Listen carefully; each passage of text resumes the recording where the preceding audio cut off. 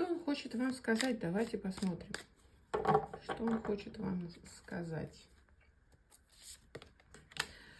Ах, какая же ты далекая, красивая, и невозможно к тебе подступиться. Ты холодна, как вот звезда на небе, но такая же желанная. Очень мне тяжело и тяжко сейчас, очень грустно и холодно, и на душе, и, возможно, какие-то неприятности у меня.